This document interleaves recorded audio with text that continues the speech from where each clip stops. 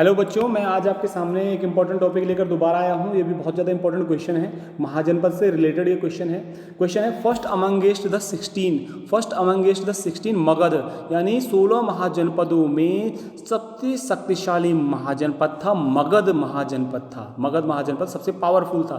तो क्वेश्चन ये बनता है इस टॉपिक से कि write the features of Magadha Mahajanapada की विशेषताएं बताइए। और दूसरा क्वेश्चन सेम यही क्वेश्चन बनता है कि what are the reasons of powerful Magadh empire, मतलब what are the reasons to be a powerful Mughal empire, मतलब मगध एम्पायर के, मगध साम्राज्य के सबसे शक्तिशाली होने के कारण क्या थे, है ना। तो ये क्वेश्चन है आपके पास। आइए शुरू करते हैं। सबसे पहले हम बात करते हैं मगध महाजनपद की। तो मगध महाजनपद जैसे आप स्क्रीन पे देख पा रहे हैं बच्चों, ये है 4th सेंचुरी BC। मगध महाजनपद सबसे शक्तिशाली महाजनपद था और कब से कब तक था? 600 ईसा पूर्व से लेकर 400 ईसा पूर्व तक। ये टाइम पीरियड याद रखना, 600 ईसा पूर्व से लेकर 400 ईसा पूर्व तक सबसे शक्तिशाली महाजनपद था। अभी तक चंद्रगुप्त मौर्य नहीं आया था, अभी तक अशोक नहीं आया दोस्तों, ठीक है। अब ये हो गया आपके पास। अब उसके अलावा बोलते हैं कि पावरफुल क्यों बना, इसके पीछे रीजंस क्या है उस पर हम डिस्कशन करते हैं। तो अब पावरफुल क्यों था, एक तो मगध महाजनपद की जो लोकेशन थी वो फर्टाइल लैंड में थी। So the land for agriculture in Magadha Mahajanapada was very productive. Magadha Mahajanapada में ज़मीन बहुत उपजाऊ थी, जिसके कारण वहाँ फसलों का उत्पादन एकदम अच्छा होता था, जिसके कारण वो अपनी पब्लिक के लिए, मगध के रूरल थे, राजा थे, वो बड़े पैमाने पर उनके लिए उनको उत्पादन के लिए खाद्यान्न मिल जाता था। तो अवेलेबिलिटी ऑफ क्रॉप्स होगी, फूड होगा, तो अच्छे से पब्लिक को तो भोजन मिलेगा ही, जिससे कि उनकी और ज़रूरतें फिर आगे पूरी होंगी, वो ट्रेड भी कर सकते हैं, ठीक है। तो availability of fertile land is also the good reason for the powerful Magadh empire, and जो बहुत इंपॉर्टेंट है कि इससे उनको खाद्यान्न मिल जाता था, तो वहाँ उपजाऊ, क्योंकि गंगा, गंडक और सोन नदी भी बिहार में आज भी बहती हैं, और जिससे हम ये कह सकते हैं गंगा, गंडक और सोन नदी वहाँ बहती है, तो क्या ये पूरा मैदान है, पूरा का पूरा उपजाऊ धरती है, ठीक है, बिहार वाली ये। तो यहाँ क्या है, खाद्यान्न खूब होता था। दूसरा इंपॉर्टेंट पॉइंट है कि क्यों शक्तिशाली था, तो आयरन ओर माइंस, या iron mines, Magadh was located near the iron mines.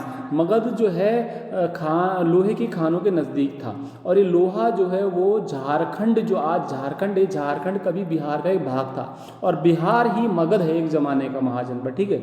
तो झारखंड में आज भी लोहा पाया जाता है, कोयला पाया जाता है। तो लोहे की उपलब्धता, availability of iron is the also the reason for the powerful Magadh empire to be the powerful.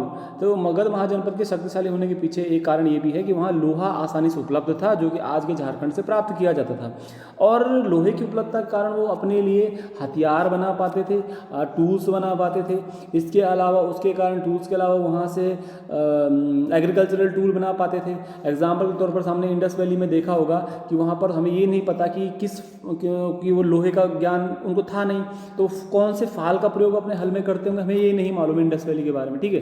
तो यहाँ पर लोहे का आविष्कार बहुत पहले हो गया था, और अब धीरे धीरे लोहे का प्रयोग कृषि कार्यों में कर रहे थे और हथियारों को बनाने में कर रहे थे। तो they were using the iron as a weapon in the wars, using the iron in their agricultural tool.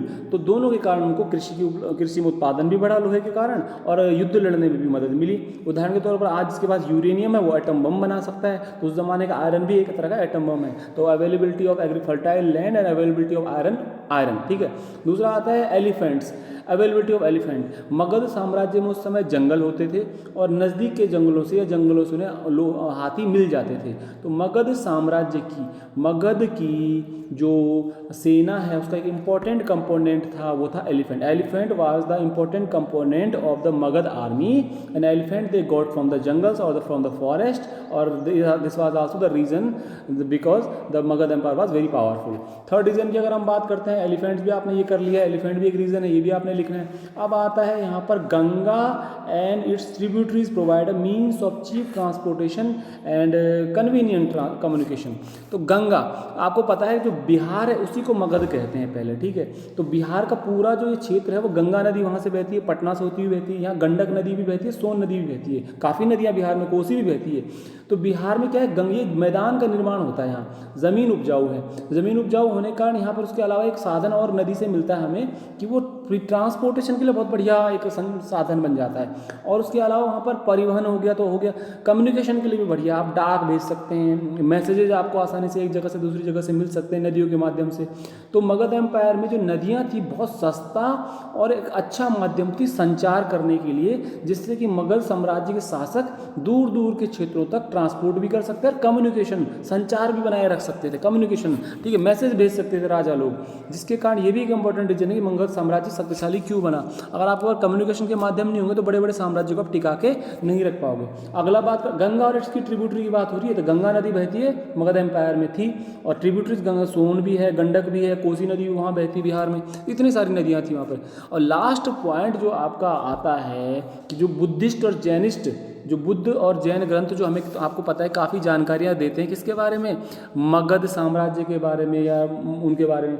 तो बुद्धिस्ट और जैनिस्ट टेक्स्ट में क्या लिखा गया है, इनमें ये लिखा गया है, बताया गया है, the policies of the rulers are also reasons for the powerful Mughal empire, Magadh empire. Magadh साम्राज्य के शक्तिशाली होने के पीछे जो है उनकी राजाओं की शक्तिशाली नीतियाँ, बहुत महान महान शासकों ने और महत्वाकांक्षी शासकों ने, जो एम्बिशियस थे, जो चाहते थे कि जीतना है हमको, तो महत्वाकांक्षी शासकों ने क्या किया, शासन किया था मगध महाजनपद पर 600 ईसा पूर्व से लेकर के 400 ईसा पूर्व तक, जिसमें बिंबिसार जो था मगध महाजनपद का पहला शासक था, बिंबिसार। और ये बिंबिसार जो है हर्यक डायनेस्टी को फाउंड किया इसने, मगध महाजनपद पर सबसे पहला वंश जिसने शासन किया था वो है हर्यक डायनेस्टी, उसका पहला रूलर था बिंबिसार। इसके अलावा बात करें अजातशत्रु बिंबिसार का बेटा था, बहुत महत्वाकांक्षी था। तो बिंबिसार ने भी अगल बगल के जनपदों को जीता, महाजनपदों को जीता।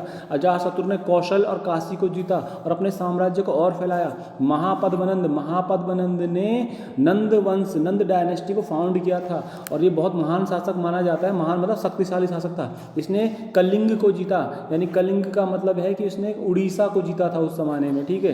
तो इन इतने 3 शक्तिशाली राजा थे जो महत्वाकांक्षी थे, अपने साम्राज्य को फैलाना चाहते थे। इन शासकों की नीतियों के कारण भी मगध महाजनपद का विस्तार हुआ था और वो पावरफुल, शक्तिशाली बन गया था। कुछ उनके मंत्री भी थे जो ऐसा उनका कंट्रीब्यूट करते थे उनको पॉलिसीज को बनाने में।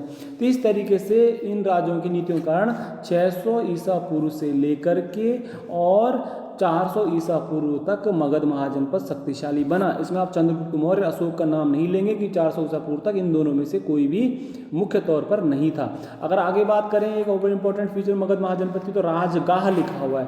राजगाह का जो मीनिंग वर्ड है ये प्राकृत लैंग्वेज का आपको ध्यान रखना है। प्राकृत लैंग्वेज प्राचीन भाषा में बोली जाने वाली भाषा थी और इसको लिखा जाता है ब्राह्मी स्क्रिप्ट में। कालसी रॉक एडिक्ट को ब्राह्मी स्क्रिप्ट में लिखा गया है। तो अब ये राजगाह को प्रेजेंट टाइम में कहा जाता है राजगीर कहा जाता है। और ये राजगीर और राजगाह कहाँ, बिहार में। तो मगध को क्या कहते हैं, आप बिहार कहते हैं, ठीक है। तो राजगाह का लिटरल मीनिंग क्या है, हाउस ऑफ द किंग। राजगाह का शाब्दिक अर्थ है राजा का घर। कई बार 1 नंबर में आ सकता है पूछने के लिए ऑब्जेक्टिव में 1 मार्क में। राजा का घर है राजगाह, ठीक है। अब क्या होता था, राजगाह जो राजधानी थी, जो थी मगध एम्पायर की, उसको चेंज किया गया था 400 BC में, यानी 400 ईसा पूर्व में मगध की राजधानी राजगाह से हटाकर कर दी गई थी पाटलिपुत्र, यानी कि पाटलिपुत्र यानी पटना, जो कि अब जो है पटना है, बिहार की राजधानी है। और उस जमाने में ये पटना जो शहर है, अब जो है पटना या पाटलिपुत्र है, ये गंगा और सोन नदी और गंडक, इन तीनों के मीटिंग प्लेस पे यानी संगम पर स्थित है पाटलिपुत्र, उस जमाने में था। और ये गंगा, सोन और गंडक नदी के उस पे, तो कम्युनिकेशन के लिए बहुत बढ़िया पाटलिपुत्र था कि पूरे साम्राज्य को से जुड़ा हुआ था पाटलिपुत्र कम्युनिकेशन के माध्यम से, गंगा के नदी के माध्यम से और सहायक नदियों के माध्यम से। इस तरीके से आप इस क्वेश्चन को देखेंगे। 1 मार्क्स क्वेश्चन आपको बता रहा हूँ, इंपॉर्टेंट क्वेश्चन है। एक लिखेंगे आप कि राजगाह क्या है। Rajagaha is the ancient capital of Magadha, other capital of Magadha which was changed in 400 BC। दूसरी राजधानी कौन सी थी जिसको 400 ईसा पूर्व में परिवर्तित कर दिया गया, तो वो राजधानी है पाटलिपुत्र, दूसरी राजधानी है। उसके अलावा क्वेश्चन आता है कि what is the meaning of house of the king, तो house of king means the Rajagaha. या राजगाह का मीनिंग क्या है, शाब्दिक अर्थ है, तो राजगाह का शाब्दिक अर्थ है द हाउस ऑफ किंग, राजा का घर। राजगाह किस लैंग्वेज का वर्ड है, राजगाह प्राकृत लैंग्वेज का वर्ड है। कौन कौन से महान शासकों ने मगध महाजनपद को मजबूत और शक्तिशाली बनाया, तो 3 नाम यही याद करने हैं, एक बिंबिसार हो गया, अजातशत्रु हो गया और महापद्मनंद हो गया। इस तरह छोटे छोटे क्वेश्चन इससे आप 1 वर्ड के बनाएंगे और लॉन्ग क्वेश्चन आपका क्लियर हो जाएगा। यहाँ पर दिखा रखा fortification walls at the Rajgir, आप इसको भी ज़रूर देखिएगा, मैं आपको मैप दिखा रहा हूँ और ये मैप जो है आप नोटिस करेंगे इस मैप में ये वाला, तो ये क्या है, कहीं ना कहीं मिट्टी और पत्थर से बना हुआ मगध महाजनपद में राजगाह में जो किला बनाया गया है। तो इससे पता चलता है कि जो ये महाजनपद इनके पास अपने किले भी होते थे। तो देखिए आप बच्चों, अगर हो सकता है आपको समझ में आ गया हो, कमेंट जरूर करना कि क्या आपको लगा और कौन कौन क्वेश्चन है मैंने आपको वो भी बता दिए। ठीक है, thank you very much, thank you and